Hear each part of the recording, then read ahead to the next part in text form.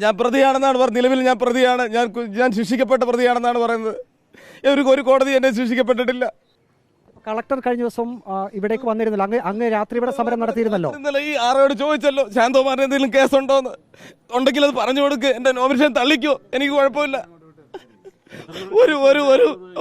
ഒരു കേസിലും ഞാൻ പ്രതിയല്ല. എനിക്ക് അങ്ങനെ കഴിയില്ല. എന്നെ ഇങ്ങനെ തേജോവധം ചെയ്യല്ലേ.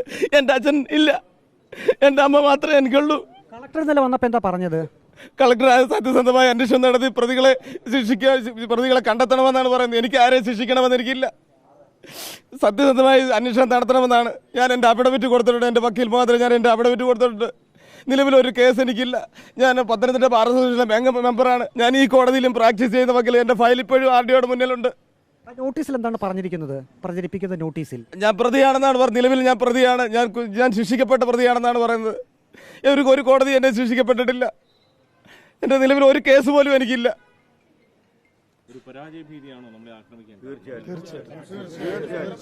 തീർച്ചയായിട്ടും പരാജയ ഭീതി മൂലമാണ് പട്ടികജാതിക്കാരനായി എന്നെ ആക്ഷേപിക്കാൻ, എന്റെ കണ്ണന്റെ ജീവൻ ഇല്ലാതാക്കിയ പോലെ, MG കണ്ണനെ ഇല്ലാതാക്കിയ പോലെ എന്നെ ഇല്ലാതാക്കാൻ വേണ്ടിയാണ് ഇവർ ശ്രമിക്കുന്നത്.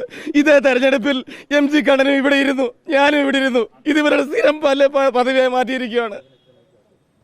വളരെയധികം സങ്കടമുണ്ട്. തെരഞ്ഞെടുപ്പാണ്, ജനാധിപത്യമാണ്. ജനങ്ങൾ തീരുമാനിക്കട്ടെ ആര് ജയിക്കണം ആര് തോൽക്കണമെന്ന്. ഈ വിഷയത്തിൽ അംഗീകരിക്കുന്ന ആളാണ്. ഈ വിഷയത്തിൽ എവിടെയൊക്കെയാണ് പരാതി കൊടുത്തിരിക്കുന്നത്? ഇപ്പോൾ ഇലക്ഷൻ കമ്മീഷന് പരാതി കൊടുത്തിട്ടുണ്ട്, ജില്ലാ കളക്ടർക്ക് പരാതി കൊടുത്തിട്ടുണ്ട്, റിട്ടേണിംഗ് ഓഫീസർക്ക് പരാതി കൊടുത്തിട്ടുണ്ട്, സൈബർ സെല്ലിന് പരാതി കൊടുത്തിട്ടുണ്ട്.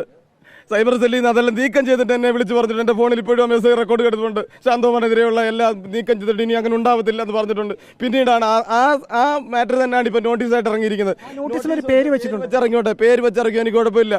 പേരില്ലാതെ എന്തിനാണ് ഇങ്ങനെ ഇറക്കുന്നത്? ജനങ്ങളെ